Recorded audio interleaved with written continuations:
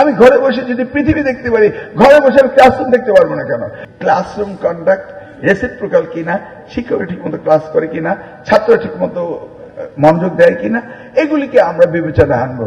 সেই সাথে পরীক্ষা হলে সিসি ক্যামেরা থাকবে এবং আমাদের দুশ্চিন্তা কমে গেল। কারণ আমাদের তো সেই আগের দিন নেই যে হঠাৎ করে হেলিকপ্টার নিয়ে হাজির হতে হবে, নাকি? সেদিন তো নেই। আমি ঘরে বসে যদি পৃথিবী দেখতে পারি, ঘরে বসে আমি ক্লাসরুম দেখতে পারবো না কেন? আমার এখন মনে প্রশ্ন হয়েছে, খাগড়াছড়ি প্রত্যন্ত অঞ্চলের একটা ক্লাসরুম আমি দেখতে চাই, আমাকে সেখানে যেতে হবে কেন? আমার তো এখন অ্যাডভান্টেজ রয়েছে, নাকি? সোশ্যাল মিডিয়া, তো সিসি ক্যামেরা, আমিও অ্যাডভান্টেজ নেব।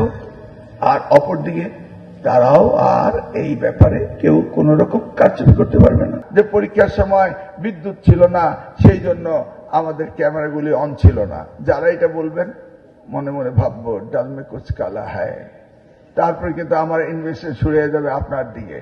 কারণ আইপিএস দিয়ে যদি হেডমাস্টারের রুমে একটি ফ্যান চলতে পারে, আইপিএস এ কিন্তু ক্যামেরা চার্জ খুব কম লাগে, আমরা জানি, বুঝতে পারছেন? তারপর আমরা সারা বাংলাদেশে চিঠি দিয়ে দেব যে পরীক্ষার সময় যেন বিদ্যুৎ বিভ্রাট না হয়, মাননীয় প্রধানমন্ত্রী অফিস থেকে দেওয়া হবে। তারপরে বলছি, টেকনিক্যাল রিজন হলে কিন্তু আপনার কোন রিজনেবল রিজন থাকবে না। আর যদি কেউ ওই রিজনেবল রিজন করে, তাহলে বলবো চালাকি হচ্ছে, তখন ওইদিকেই কিন্তু আমার ধনুক যাবে বেশি। রেখে দিবেন আর্কাইভে সমস্ত ডকুমেন্টস। কখন আমি কোনটাকে নিয়ে ইনভেস্টিগেশন শুরু করি, এটা আপনি বলতে পারবেন না। ওই দলিল যেন তামাদি না হয়, ওইভাবে দলিল সংরক্ষণ করতে হবে এবং সেইভাবেই আমি আবার পুনর্বিবেচনা করব। এই 1980 সালের একটা যে আইন পাল্টাচ্ছি, সেখানে সংঘবদ্ধ চক্র যদি কোথাও নকলের সহযোগিতা করে, তাদেরকেও আইনের আওতা আনতে হবে, বুঝতে পারছেন?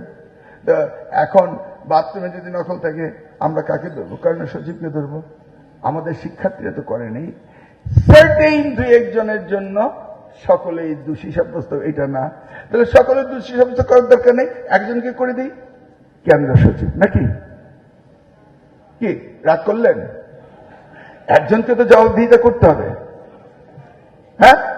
আর আমি যদি টোটাল এডুকেশন সিস্টেমে কোনো ডেভেলপমেন্ট না আনতে পারি, তাহলে আমাকে তো জবাবদিহিতা করতে হবে মাননীয় প্রধানমন্ত্রীর কাছে, নাকি? সব জায়গায় হেড, আপনার এখানে আপনি হেড, আমার এখানে আমি হেড, ক্লিয়ার? তো এইভাবে আমরা কিন্তু টুকিটাকি জিনিসগুলো সবই দেখবো। উই আর ওয়েল এক্সপেরিয়েন্স, আপনার ওয়েল এক্সপেরিয়েন্স, কিন্তু আমাদের নিয়ত এবার 100% সব। আমরা চাই না ভীতি হোক, আমরা চাই না ধস নামুক, আমরা চাই না বিনা পরীক্ষায় পাস করব, আমরা চাই না অটো প্রমোশন হোক, আমরা চাই না বিনা মেধায় শুধু লেখাপড়া করবে সার্টিফিকেট, এটা আমরা চাই না।